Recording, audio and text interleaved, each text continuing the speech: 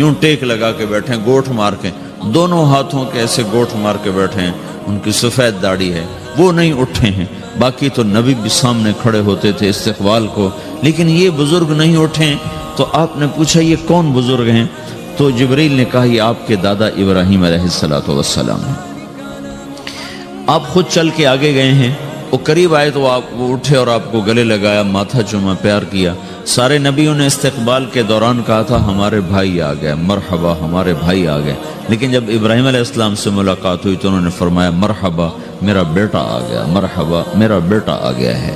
اور یہ جو حالانکہ مرتبہ تو ابراہیم علیہ السلام کا چھوٹا ہے، ہمارے نبی کا مرتبہ بلند ہے، لیکن رشتے میں ابراہیم علیہ السلام کا مرتبہ بلند ہے اور ہمارے نبی کا مرتبہ چھوٹا ہے۔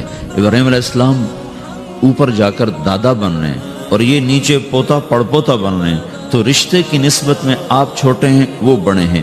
مرتبے اور مقام میں تو اللہ کے بعد آپ کا اور آپ کے سامنے کوئی ہے نہیں، بس